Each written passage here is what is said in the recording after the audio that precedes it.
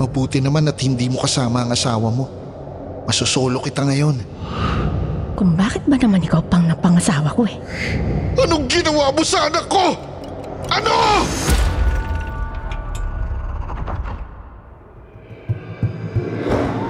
Para sa mga mahilig sa mga kwentong aswang, subaybayan ang aming bagong channel, Sitio Pangil.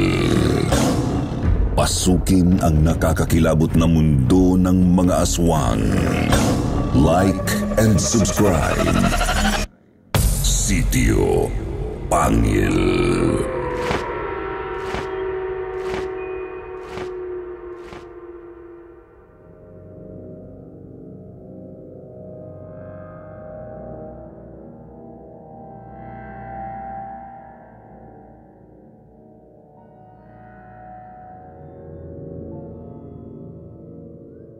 Wala nang araw mas gaganda pa at mas sasarap pa sa pakiramdam ng isang taong nagmamahal. Ngunit, yun ay mangyayari lamang kung ang pagmamahala na yun ay tunay at walang halong pagpapanggap.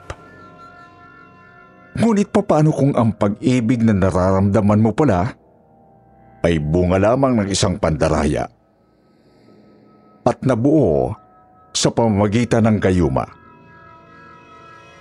Yan ang kwentong hatid sa atin ng ating letter sender for today na nagpapatawag na lamang sa pangalang Roxanne.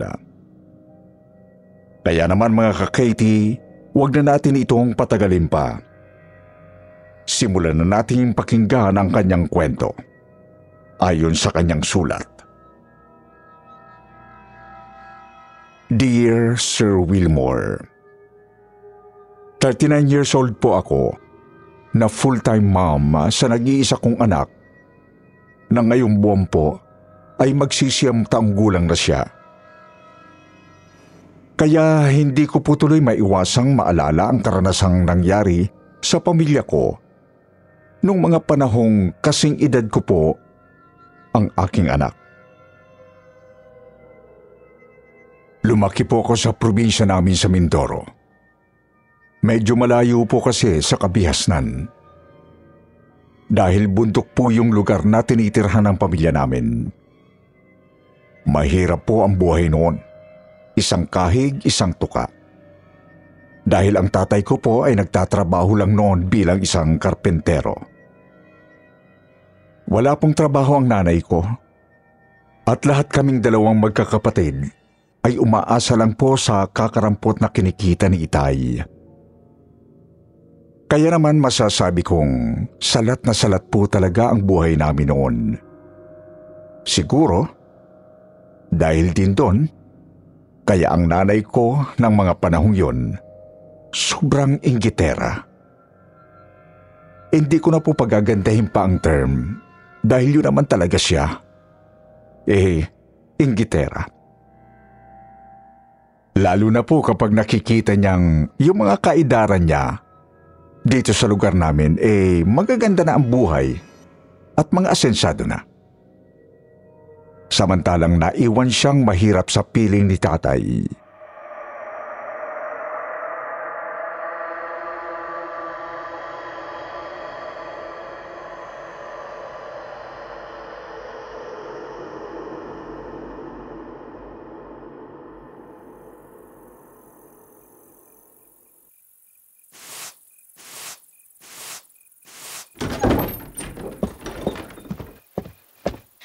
Roxanne, tigilan mo muna ang pagbubunot ng sahig dito sa kwarto.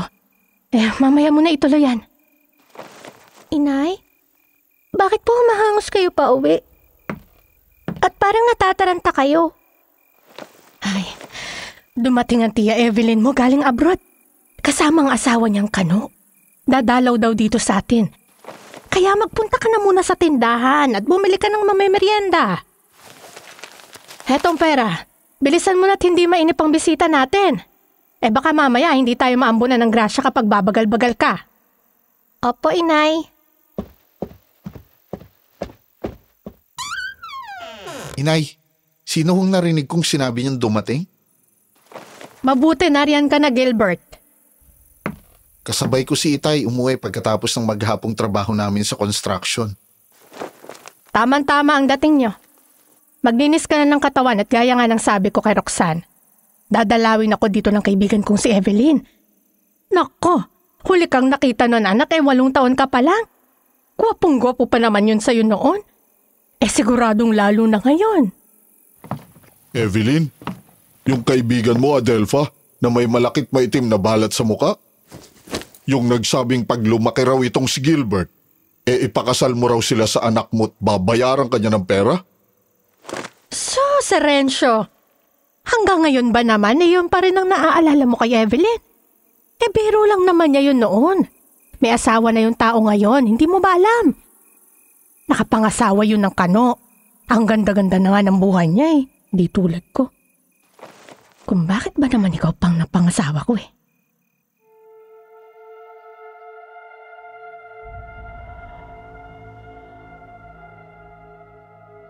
Si Wilmore naging matalik na kaibigan po ni nanay, ang kababata niyang si Evelyn. Dahil si nanay lang po ang matyagang makipag-usap kay Evelyn. Noong mga panahong tampulan siya ng tukso sa amin. Medyo kakaiba po kasi ang itsura ni Evelyn. Meron po siyang malaking balat na halos sumasakop sa buong mukha niya. Na kulay itim na ay mabuhok pa. Kaya kung ano-anong panlalait noon ang natatanggap niya sa mga tao dito sa amin. Maliban na lang po kay nanay. Kaya nga po nang bigla na lang siyang makapangasawa ng isang kano. Pagkatapos niya lang magbakasyon ng ilang buwan sa Maynila, ay laking gulat ng mga taga rito sa amin. Simula po noon, sa ibang bansa na tumira si Evelyn, bagay na kinainggitan po ni nanay ng todo. Lalo na nang umuwi ito at nakita niya kung gaano na kayaman ang kaibigan niya.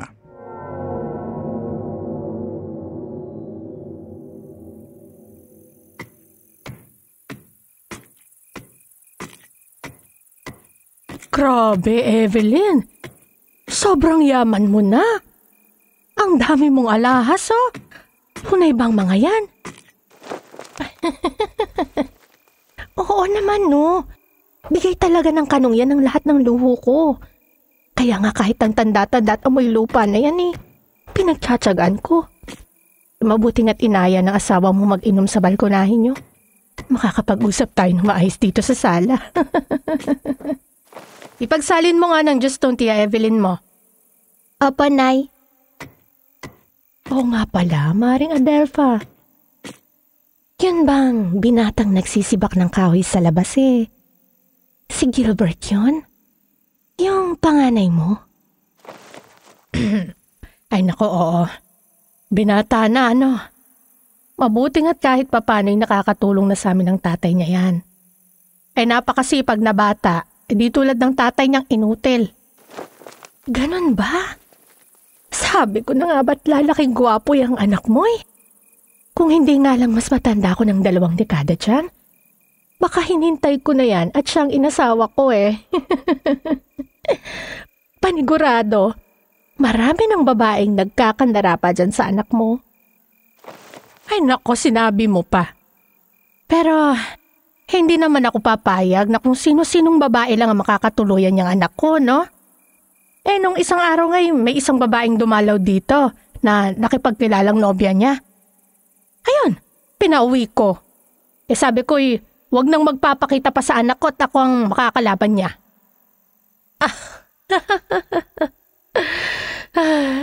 Ayokong matulad sa amin ng tatay nila ang mga anak ko. Magtitiis ng hirap. Kung pwede nga lang ikaw na ang makatuluyan niyan, total. Sigurado naman akong gaganda ang buhay niya sa'yo. Pwede naman Pwedeng gumanda ang buhay ng anak mong yan sa akin, Adelpha. Para naman sumaya ang buhay ko. Para hindi ako nagtitiis sa gabi na amoy lupa ang katabi ko sa kama. Yun kung papayag kang bilhin ko sa'yo ang anak mo.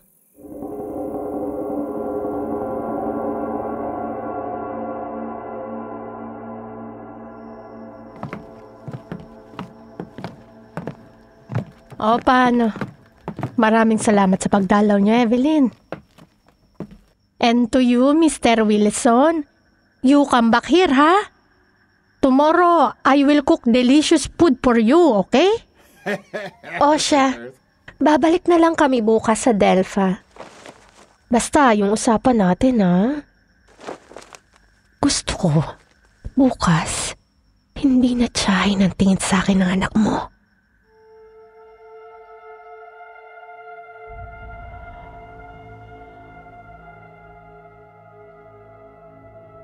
Sir Wilmore, kahit pa sabihing bata pa lang ako noon, alam kong may hindi magandang pinaplano si nanay at aling Evelyn sa Kuya Gilbert ko.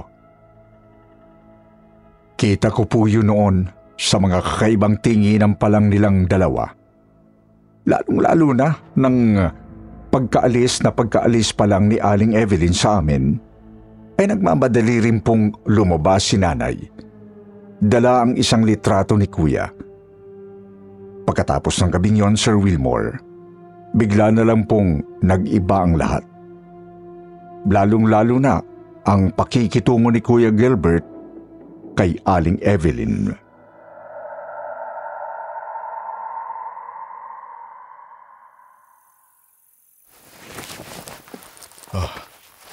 Gilbert, ikaw na muna ang bahala dito sa nanay at kapatid mo, ha?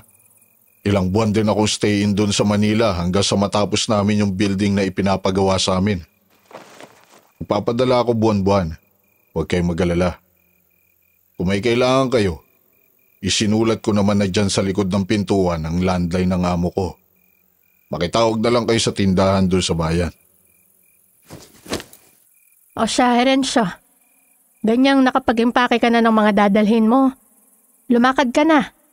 At baka gabihin ka pa sa daan. Ako nang bahala dito. Mag-iingat ka sa biyahe. Oo nga pala, Adelpha. Bago ko makalimutan. Kausapin mo nga yung panganay mo. Abay, kanina pa tulalayan dyan sa labas. Baka may problema. Sige na, maalis na ako.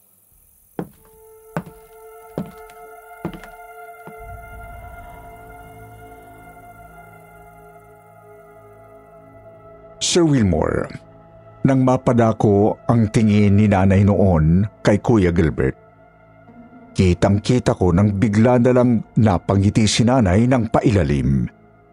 Nalalo pa pong lumawak ang ngiti niya nung tumalikod na si tatay at nagsimulang maglakad papalayo. Tulala si Kuya at nakatingin sa kawalan noon. Walang kahit anong emosyon sa mukha. Para lang siyang may hinihintay na dumating. At kitang-kita ko po nang bigla na lang siyang napatayo sa excitement. Nang sa wakas, ay matanawan niya ang paparating na si aling Evelyn.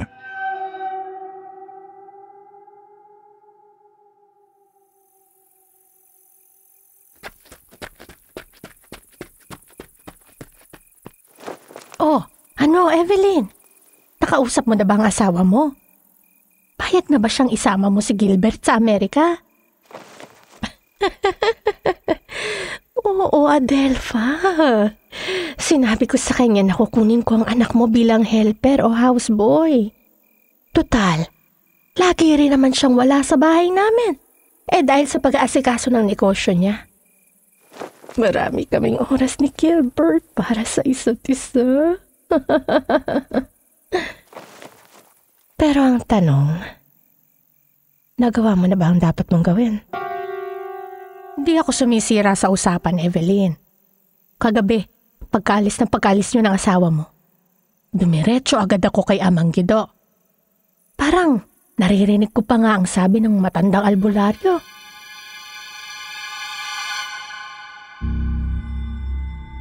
Mahigpit ang pangangailangan ko ngayon sa pera, Adelpha. Kaya isasagawa ko ang ipinapatrabaho mo sa akin. Pero ang gagawin kong panggagayuma sa anak mo ay walang sino mang makakabali. Kahit na kamatayan.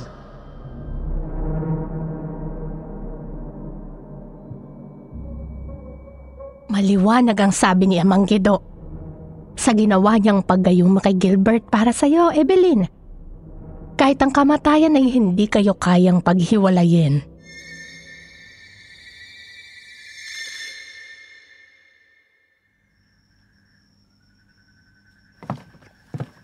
O Gilbert anak, tapos ka na palang maligo. Heto na si Evelyn. Mabuti naman at hindi mo kasama ang asawa mo. Masusolo kita ngayon. Napakaganda mo ngayon, Evelyn. Pakiramdam ko, mababaliw ako sa'yo. Sandali, Gilbert. Mamaya na tayo mag-usap. Hintayin mo muna ako dun sa salas nyo. May sasabihin lang ako sa nanay mo.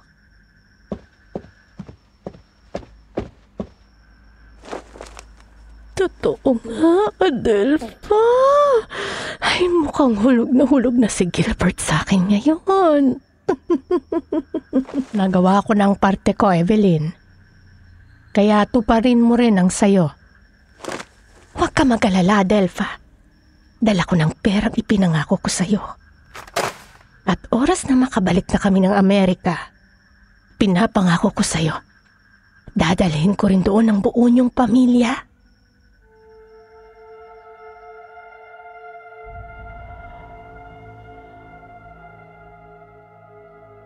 Natupad ang kasunduan ni Nanay at Aling Evelyn Sir Wilmore.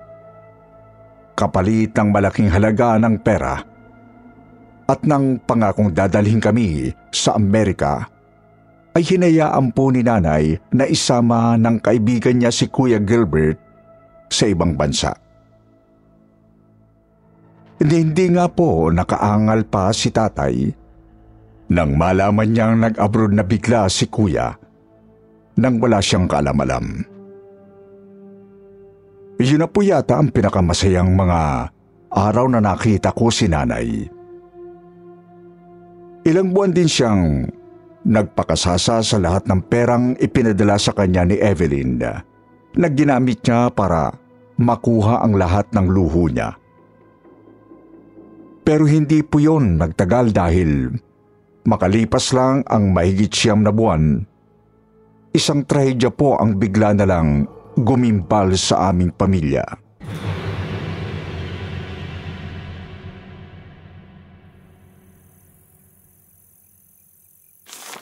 Hindi yan totoo. Hindi yun maaaring mangyari sa anak ko. Diyos ko! Diyos ko po! Adelpha, anong nangyari sa'yo? Renzo, ang panganay na anak mo, wala na raw. Patay na raw si Gilbert. Ano?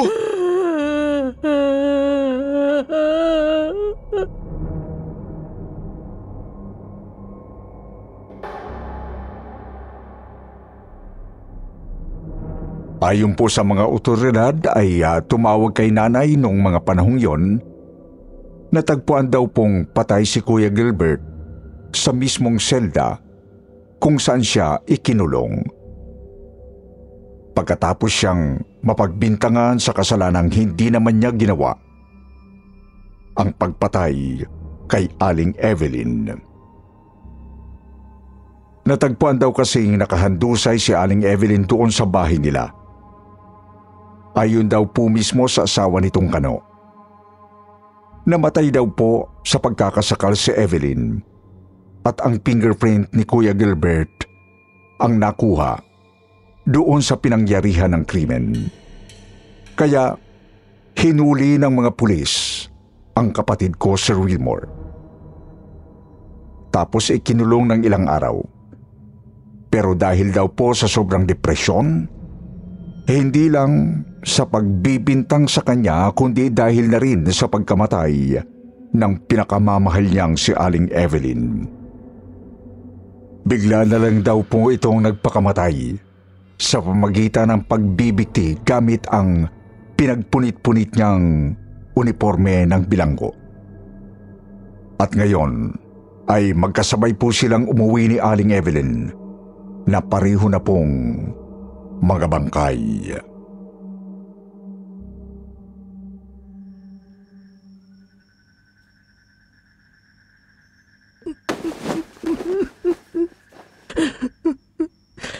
Hindi ako naniniwalang si Gilbert ang gumawa nun kay Evelyn. Ilang buwan ang sinasabi sa akin ng kaibigan ko na parang nagdududa na raw ang asawa niya. Kaya nag-ingat sila ni Gilbert na huwag magpahuli tungkol sa kanilang relasyon.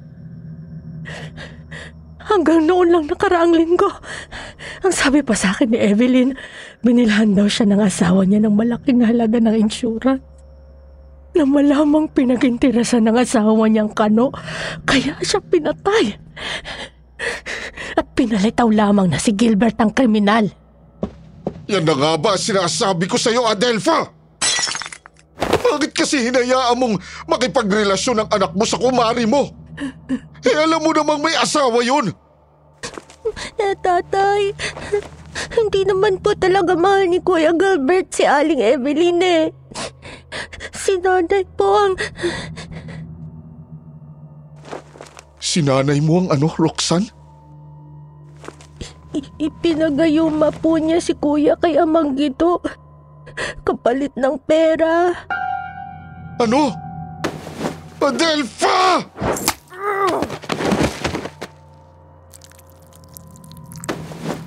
Renzo, patawarin mo ako. Anong ginawa mo sa anak ko? Ano?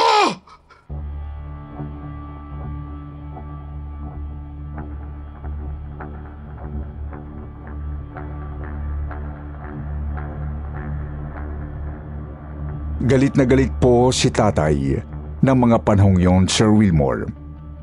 Kaya sa unang pagkakataon, nagawa niya pong pagbuhatan ng kamay si nanay. At kaya pagkatapos po ng libing ni Kuya Gilbert, ay lumuwas uli siya sa Maynila para lumayo. Sinubukan pa po akong isama noon ni tatay, pero hindi ako pumayag. Naawa po kasi ako kay nanay ng mga panahong yon. Nagsisisi akong sinabi ko pa kay tatay ang ginawa ni nanay kay kuya. Kaya naman, nag-stay pa ako sa tabi niya. Pero hindi pa po doon natatapos ang lahat, Sir Wilmore. Dahil yun pa lang ang umpisa ng panibagong kababalaghang babalot sa pamilya namin.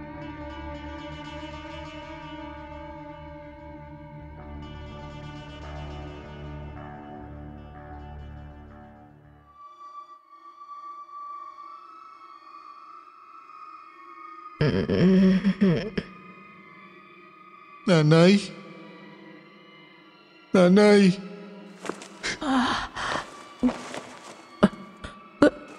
Gilbert. Nanay? Bakit niyo ginawa sa akin to? Kayo mismo ang naghatid sa akin papunta sa kamatayan ko. Hindi ako matahimik. Hirap na ako. Hinihila ako ng gayuma papunta sa impyernong kinalalagyan ni Evelyn. Tulungan niyo ako, Nay. Maawa kayo sa akin. Tulungan niyo ako para matapos na ang paghihirap ko. Hukayin niyo ang bangkay ko. Dalhin niyo kay Amang Gito. Tulungan niyo ako makawala sa sumpa ng gayumang ibinigay ninyo sa akin.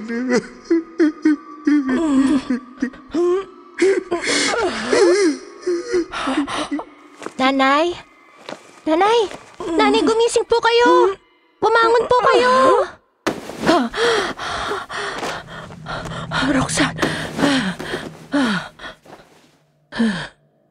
Nanay, umuungol po kayo habang natutulog kaya ginising ko kayo. Binabangungot po yata kayo eh. Diyos ko po. Ang anak ko. Patawarin mo ako, Gilbert. Patawan, anak. Patawan. Nanay, ano pong nangyayari sa inyo? Roxanne, samahan mo ko. Magpunta tayo sa puntod ng kuya mo. Kailangan natin hukayin ang kanyang bangkay. Po? Nanay, ayoko po. Makinig ka, Roxanne. Ito lang ang paraan para matulungan natin ang kuya mo. Halika na, bilisan mo!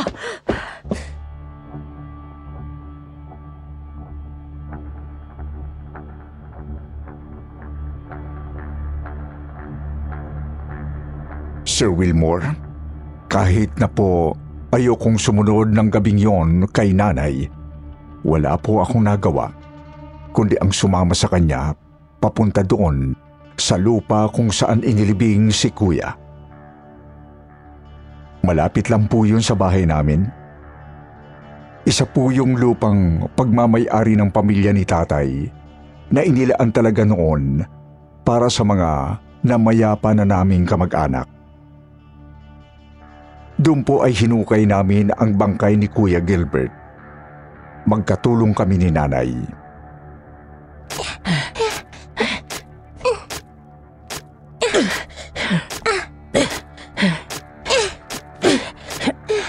Hindi po kami huminto.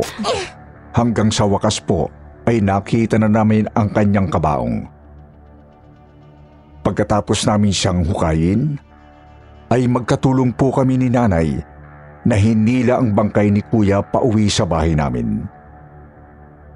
Ang nakapagtataka lang ho, Sir Wilmore, ay kung bakit parang buong-buo pa ang bangkay ni kuya, gayong halos magdadalawang buwan na nakalibing siya noon. Ni wala man lang po akong ni isang uod na nakita sa katawan niya. Nakadilat pa nga ang mga mata niya at parang buhay pa siya kung titingnan. Kung hindi lang po maputla ang balat niya. Wala rin po siyang amoy. Kaya lang po, yung suot niyang barong at pantalon, parang nasunog. Nakakatakot. Kahit po ako, hindi ko pa rin mapaniwala ang nangyari sa amin ang bagay na yon.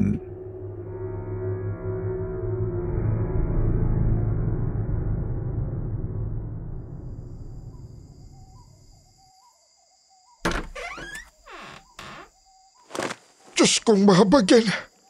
Ano ito, Adelpha? Bakit nandito sa bahay mo ang bangkay ng anak mo? Amang Gito, yan ho ang dahilan kaya sinundo ko kayo sa inyo. Kailangan niyo hong tulungan ng anak ko makawala sa sumpa ng gayumang ibinigay natin sa kanya. Tulungan niyo ang anak ko, Amang. Nakikiusap ako sa inyo.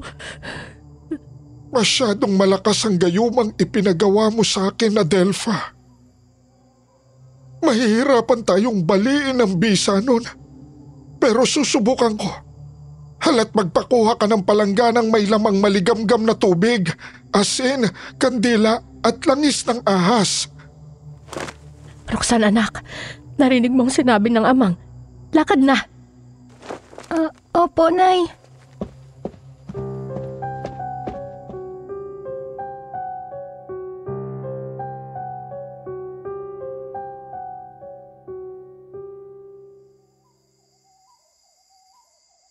Ngayong nakahanda na ang lahat ng dapat ihanda, Adelpha. Sindihan mo ang kandila. Pagkatapos ay ipahid mo sa mukha ng anak mo ang langis ng ahas. Bilang ang ahas ang sumisimbolo sa pinakamabisang pangontra sa pag-ibig.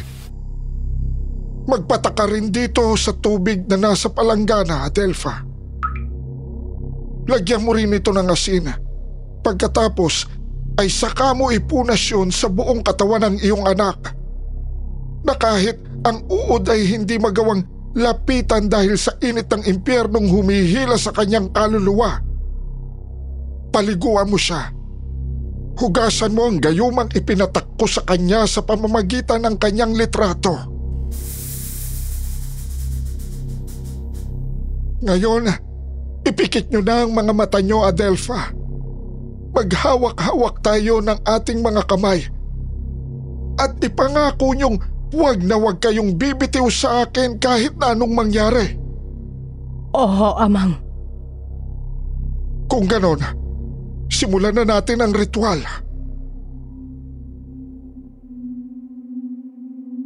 Ay, kaya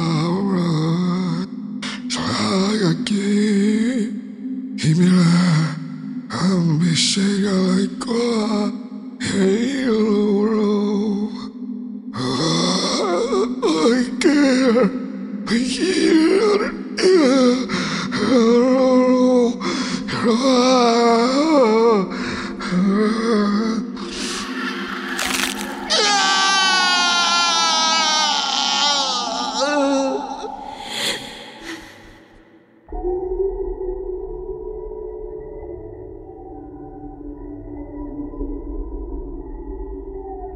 Sir Wilmore, matapos po ang nakakabinging mga ingay na yun na sabay-sabay kong naririnig ng mga sandaling yon, ay bigla na lang huminto. Nang marinig namin ang malakas na sigaw ni Kuya Gilbert, sa isang iglap ay bigla na lang pong umimpis ang kanina ay buong-buong katawan ni Kuya. Parang bigla po siyang nabulok. Umalingasaw po ang napakabahong amoy, kaya hindi ko po maiwasan noon na magtakip ng sarili kong ilong. Pero ang pinaka-hindi ko malilimutang parte ng pangyayaring yon ay nang makita kong bigla na lang na may lumabas na maliit na bilog sa bibig ng bangkay ni Kuya Gilbert. Isang umiilaw na bagay na hugis bilog na kusa pong umangat sa ere at sumama sa hangin hanggang naglaho.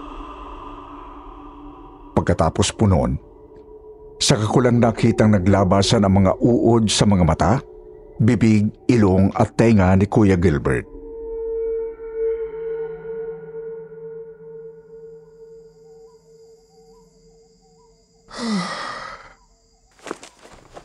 Lumabas na ang kaluluwa ni Gilbert, Adelpha.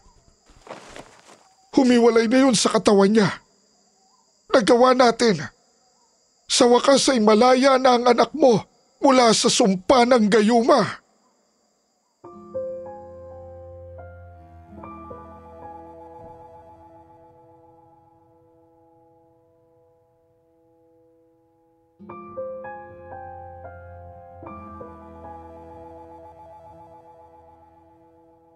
Matapos ang lahat ng pangyayaring yun, Sir Wilmore, ay hindi na po nanumbalik pa ang samahan ni nanay at tatay at tuluyan na po silang naghiwalay. Ngayon naman po ay nagpapasalamat pa rin ako na hindi ako pinabayaan ni tatay at patuloy niya akong sinuportahan, habang si nanay naman po ay ginamit ang mga natitirang perang ibinigay sa kanya ni Aling Evelyn para mapagtapos ako sa pag-aral. 3 taon na po ang nakalilipas buhat ng tamaan si nanay ng COVID, Sir Wilmore. At isa siya sa mga binawian ng buhay. Simula po noon, ay hindi na ako muling dumalaw man lang sa probinsya namin at minabuti kong ibenta na lang ang lupa namin doon. Ayoko rin po kasing iuwi doon ang anak ko dahil na rin po sa masalimuot na alaalang ito ng pamilya namin na hanggang ngayon ay pinipilit ko pa ring ibaon sa limot. Sa kabila ng lahat, Sir Wilmore, meron po akong isang pinakamahalagang natutunan sa lahat. Hindi mo talaga pwedeng ipilit ang tunay na pagmamahal. Dahil kahit anong gayuma pa ang gamitin mo, hindi rin ito magtatagal kapag nabanggitan na ang kamatayan.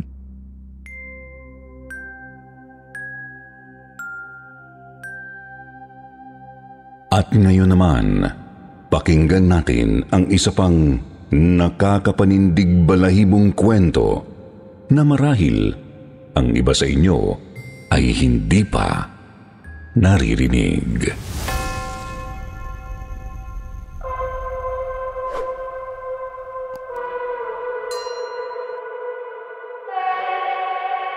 Magandang gabi po, Sir Wilmore. Ako po si Kate, isang simpleng housewife dito sa Italy. Nakapag-asawa po ako ng isang Italiano at nagkaroon kami ng 2 anak, kung kaya't napagpasyang ko na rin na dito tumira sa Milano.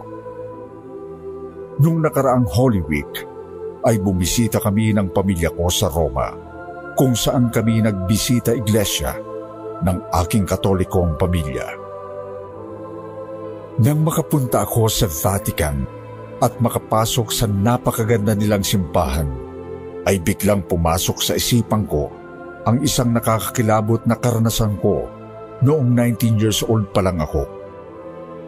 Hindi ko mapigilang dumaloy sa alaala ko ang nakaraan nang mapatitig ako sa napakalaking imahe ng Birheng Maria na nasa altar ng simbahan. Naalala kong bigla ang pinsang kong si Frida na deboto ng Birheng Maria.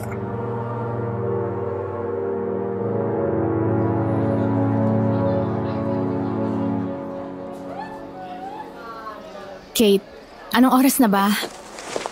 3 p.m. na, Ate Frida. Kaya naman pala, kumukulo na tong tiyan ko, hindi pa tayo nanananghalian.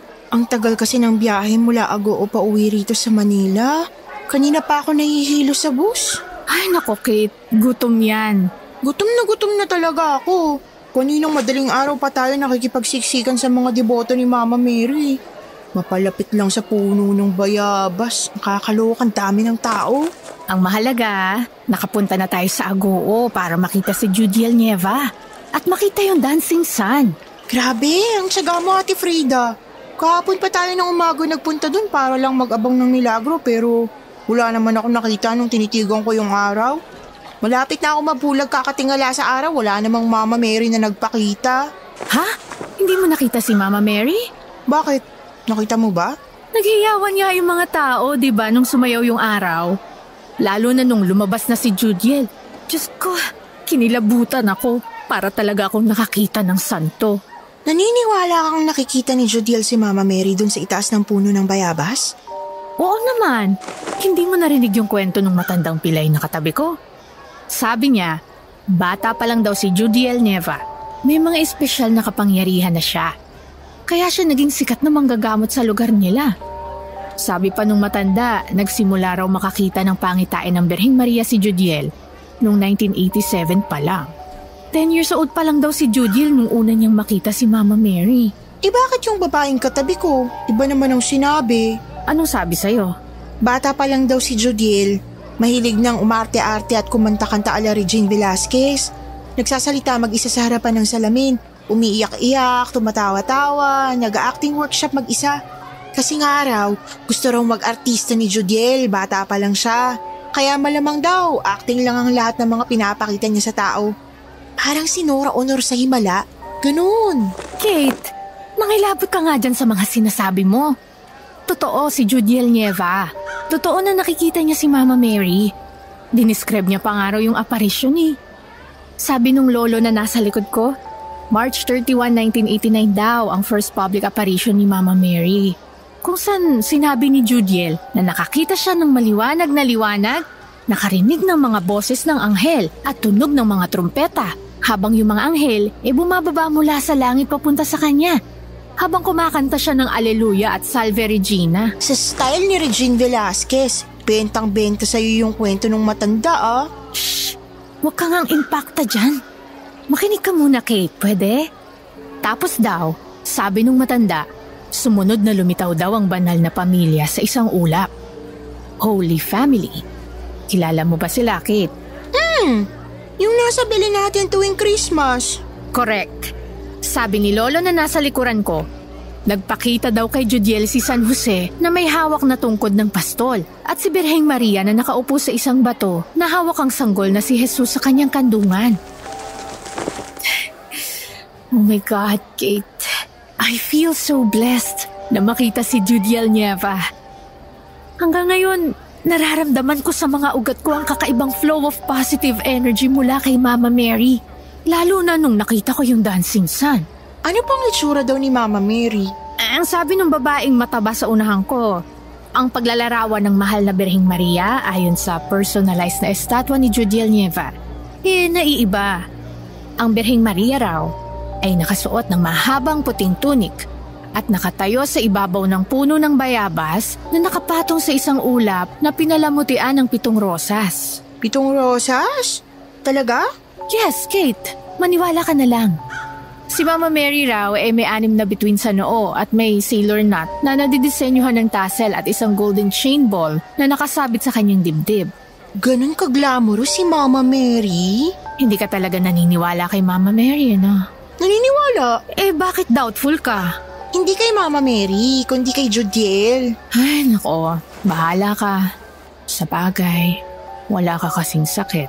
Ate Frida, hindi sa ganun. Wala kang cancer sa uterus na tulad ko, kaya hindi ka naniniwala sa mga milagro. Ate Frida naman Importante sa akin na gumaling ka. Gusto ko healthy ka. Gusto ko na mawala na yung pain na nararamdaman mo. Kaya nga kita sinasamahan sa Operation Hill na yun sa Agoo para suportahan ka sa lahat ng pamamaraan na magpapagaling sa'yo. Biglang natahimik ang pinsang kong si Frida ng mga sandaling yon. Nakita ko na lang na tumulo ang mga luha niya. Pinunasan ko ang mga luha niya at bigla siyang napayakap sa akin ng mahigpit, Sir Wilmore. I don't want to die yet, Kate. Ayoko pa. Gusto ko pa magkaanak, magkapamilya.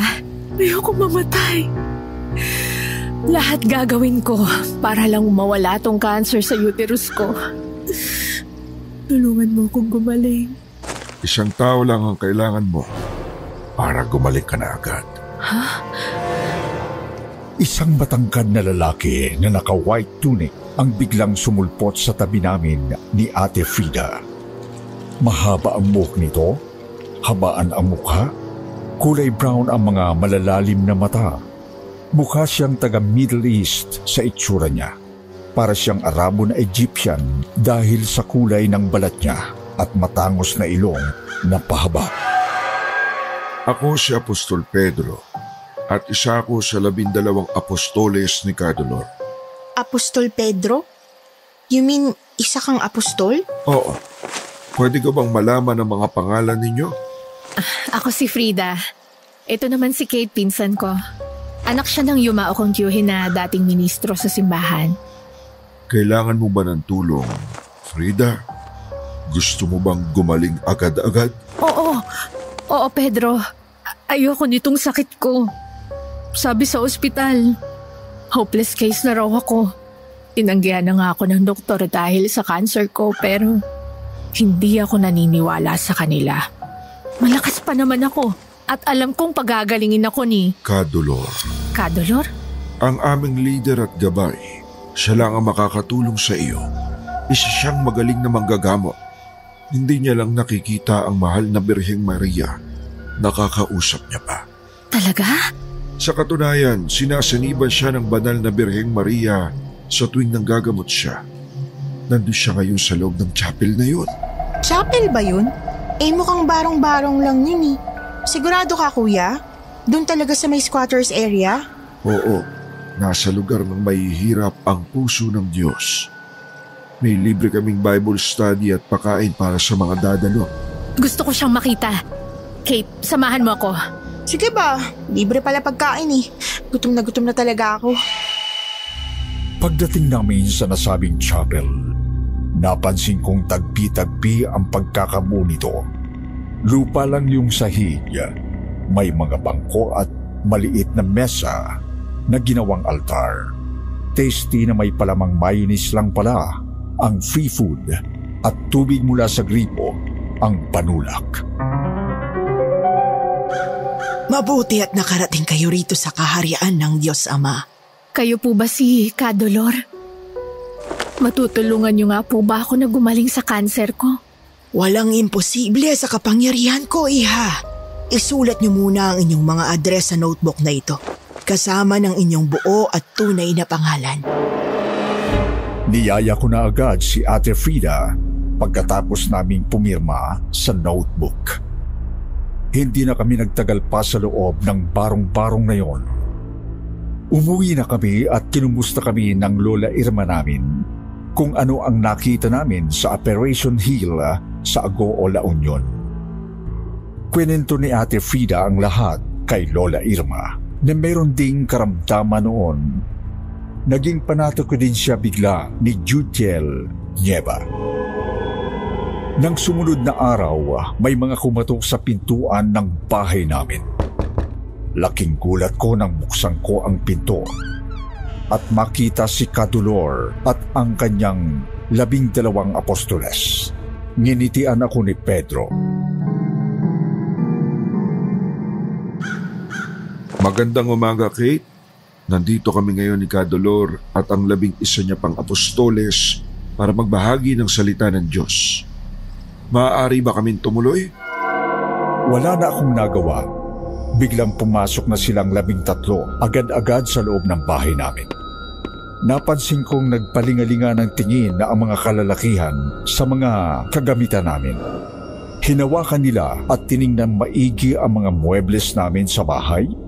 Kabilang na doon ang maliit na lumang baul na may lamang mga tunay na perlas ng Lola Irma ko na nakapatong sa ibabaw ng altar naming puno ng imahe ng mahal na Birheng Maria at Nazaret. Nandito kami, Frida, para magturo ng Biblia. Mga salita ng Diyos na dapat ninyong isapuso. Lola, nararamdaman ko na meron din kayong mabigat na karamdaman tulad ni Frida. Tama po ba ako? Tama ka, Kadulor. May goiter ang Lola Irma. Meron din siyang hypertension at diabetes. Mahina na rin ang puso niya. Gagaling ang lola ninyo kung pagkatapos ng ating Bible study ay magpapadasal kayo sa akin. Padasal? Oo, Kate. Kailangan nyo ring mag-alay. Kailangan ninyong bumili ng puting biik at 5 manok para katayin. Kailangang ilagay ang dugo ng manok sa isang mangkok. Ipapahid ko ang dugo sa bawat pintuan ng bahay ninyo. At gano'n na nga ang nangyari after ng Bible study namin na sa totoo lang ay wala akong naintindihan. Bumili kami ng mga hayop na pang-alay at kinatay lahat yon ng mga apostoles. Tuwang-tuwa sila. Ipinabalot nila sa plastik ang tinadtad na karne ng baboy matapos na kunin ang mga dugo ng mga hayop. May dala silang malalaking bayong. Kuya, ano gagawin niyo sa mga karne na yan? Iuwi namin, pati lalagak sa altar para makarating ang alay natin sa Diyos Ama. Kala ko ulamin niyo eh.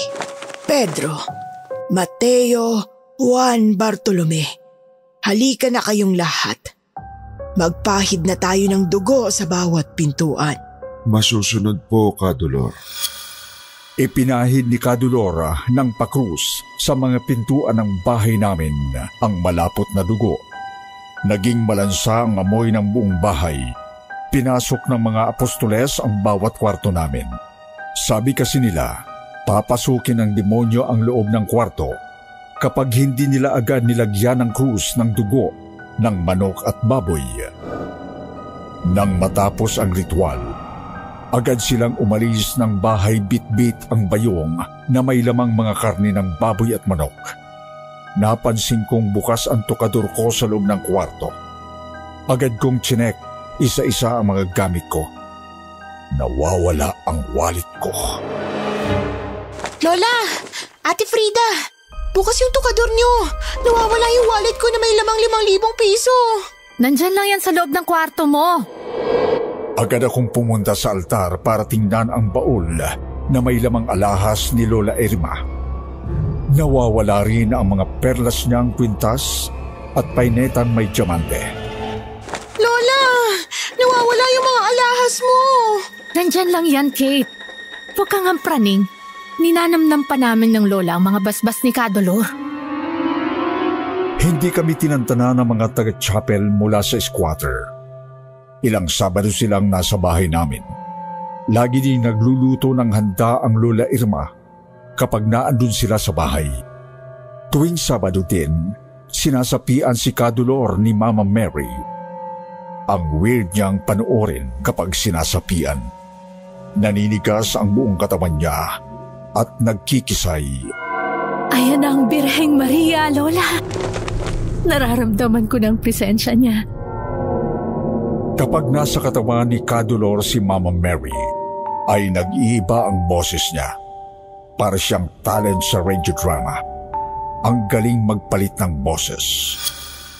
Huwag ninyo akong kalimutang tawagin sa araw-araw. Magrosaryo kayo 3 beses sa isang araw at ang mga karamdaman ninyo ay maglalahong tuluyan. Ito ang hiling ng puso kong duguan.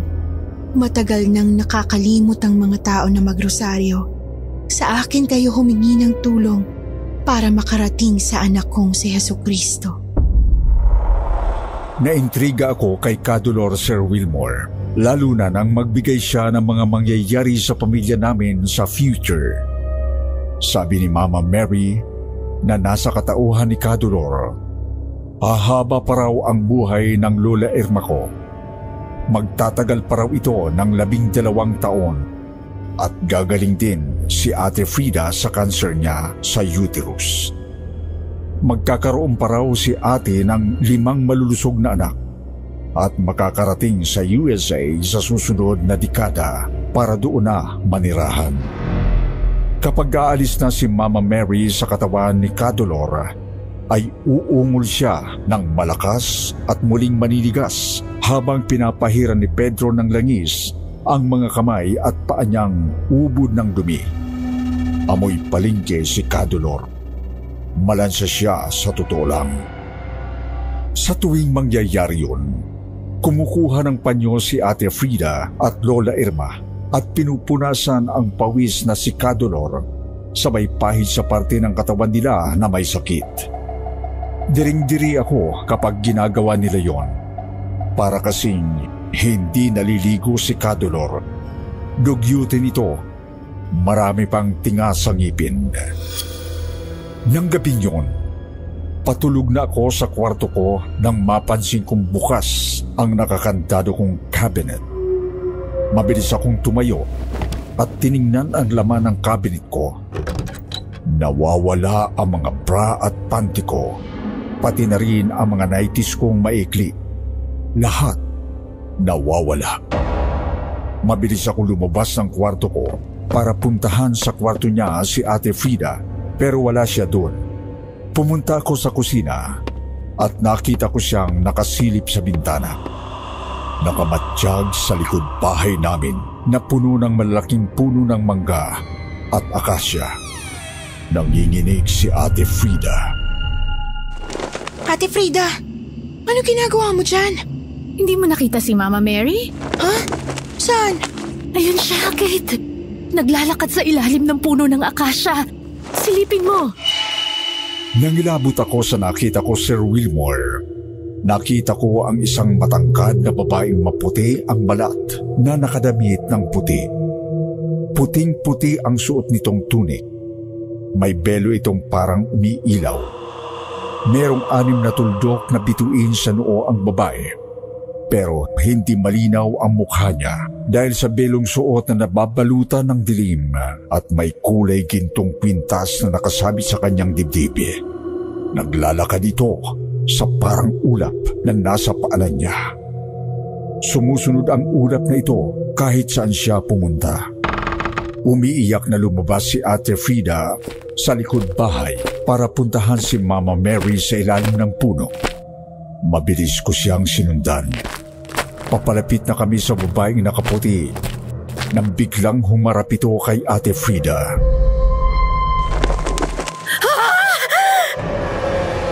Nabubulok ang mukha ng babaeng nakaputi. Malalaki ang mga namumulang mata nito, bitak-bitak at inaagnas na ang pahabang mukha. Mukhang demonyo ang itsura ni Mama Mary na nagpakita sa aming magpinsan. Naligas ang katawan ko.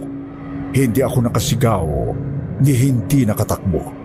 Nahimatay sa takot si Ate Frida at nang bumagsak sa lupa ang pinsang ko, napansin kong may dugo sa pagitan ng mga hita niya. Dinudugo siya.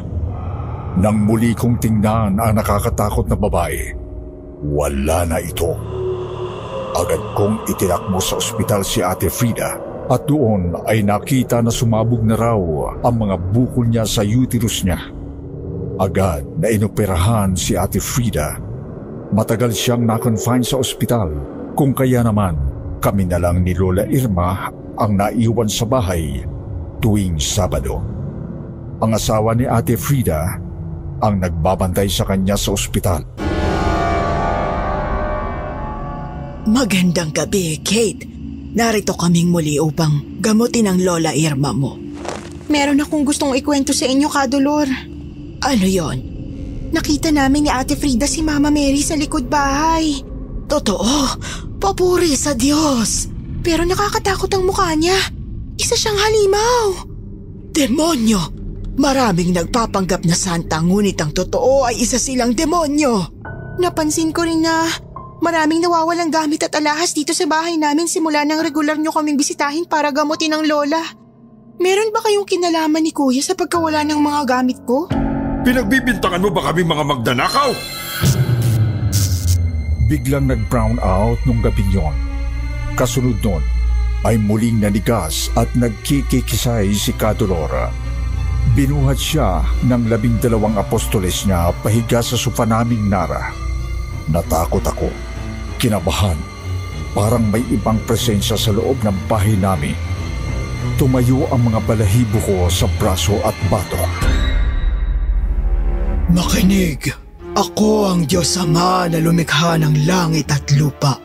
Ako ang nagbigay sa inyo ng lahat ng kayamanan na meron kayo ngayon.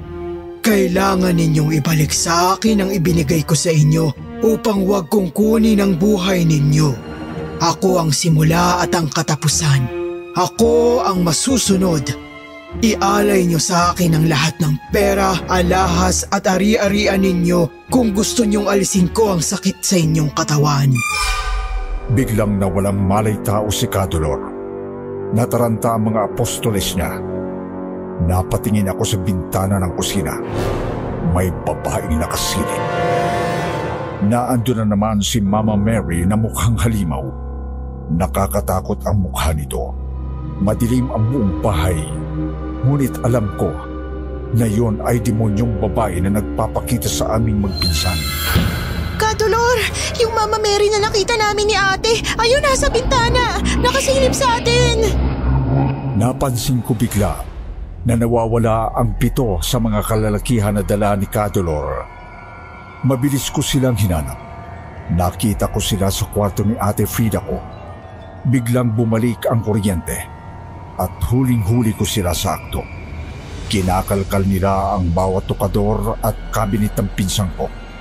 Yung lalaking si Mateo, huling-huli ko na nagbibilang ng pera na kinuha niya sa kabinet ng Ate Frida ko. Yung isa namang lalaking nagngangalang Bartolome, nakita kong inaamoy-amoy ang underwear ng pinsang ko. Nakangisi pa ito nang mahuli ko. Mga magnanakaw! Ano yung ginagawa niyo? Sumigaw si Lola Irma ko at nabaling ang atensyon sa kanya. Mabilis ko siyang pinuntahan at nakita kong sa pilitang inaagaw ni Kadolor ang maliit na pitaka ng lola ko na may lamang gintong singsing at mga hikaw. Kadolor! Sa lola ko yan! Bitiwan mo yung pitaka! Sumabog ako sa galit, Sir Wilmore. Pakiramdam ko ay naakyat bahay kami. Harapan kaming ninakawan. Sumigaw ako. Mga magnanakaw kayo! Mga kapitbahay! Tulong! Pinasok kami ng mga magnanakaw! Nagsipagtakbuhan sila Kadolor at ang 12 apostolis niya papalabas ng bahay. Mabuti na lang ay wala silang natangay na gamit. Pero muli akong kinilabutan nang makita kong nasa likuran na ng Lola Irma ko ang babaeng nakaputi na may mukhang halimaw. Sa pagkakataong ito, mas nabubulok na ang mukha niya habang umuusal ng dasal na hindi ko maintindihan.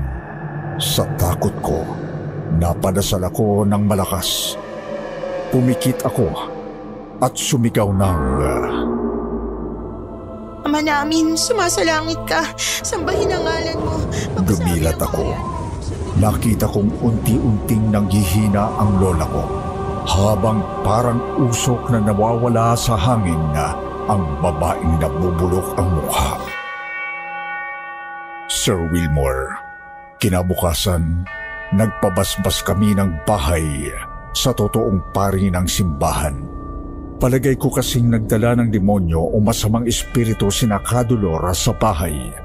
Lalo pat, ginagamit nila ang Panginoon at si Mama Mary para makapanloko at makapagnakaw sa mga tao. At yun na rin ang huling gabi na nakita ko si Kadolor at ang kanyang 12 apostoles. Nang sumunod na taon, pumanaw ang Lola Irma. Komplikasyon, na cardiac arrest siya. Nagkaroon din siya ng demensya simula nang magpakita sa aming magpinsan ang Mama Mary na may nabubulok na mukha. Nauso noong mga modus ng mga manggagamot kuno na nagpapakita at sinasaniban sila ni Mama Mary dahil sa nangyari kay Judiel Nieva. Lahat halos nakigaya, nakiuso, sumakay sa kasikyatan ni Judiel. Maraming tao ang naniwala at kasama na ang pamilya namin doon. Kaya nauwi kami sa modus ng mga peking sinasapian kuno ni Mama Mary. Pero noong taong 1993, kinundi na ng isang teolohikong komisyon ang mga nabanggit na supernatural apparitions ni Mama Mary kay Judiel Nieva bilang constat dinon supernaturalitate, o kung itatranslate sa wikang Pilipino, maliwanag na hindi supernatural. May nabalita rin na isang peking medium ni Mama Mary si Judiel. Ayon po yan sa ulat na nabasa ko. Pero kung naniniwala kayo sa kanya, hindi ko kayo pipilitin. Basta ang ikinatuwa ko sa lahat, nakasurvive si Ate Frida mula sa malubhan niyang sakit na cancer. Tulad ko, sa Europe na rin siya nakatira kasama ang kanyang asawa at 2 anak na malulusog. Sa Kumanobo, Macedonia na sila permanenteng nabubuhay ngayon. At nang minsang umuwi ako sa Pilipinas, napadaan ako muli sa squatters area kung saan namin pinasok si Ate Frida ang chapel kuno nila Kadolor. Nakita ko doon si Pedro na apostol, nagkakaliskis ng mga bangos. Nagbebenta ng isda sa tapat mismo ng dating chapel na isang tindahan ng karne ng baboy, baka, manok at mga seafood. Tinanong ko kung nasaan si Kadolor. Wala na si Dolor. Nasa Dubai na. DH na doon. Nasaan na yung ibang mga apostoles na kasama mo nun? Sila Mateo at Bartolome. Ayun nagpupusoy. Yung iba nasa court, nagbabasketball. Napangiti na lang ako kay Pedro Sir Wilmore habang dahan-dahang lumayo sa kanya. Nang bumalik ako sa Milano, Italia, doon ko palang ikwinento sa sarili kong mga anak ang pinagdaanan kong karanasan sa piling ng mga magnanakaw na alagad daw ng Diyos.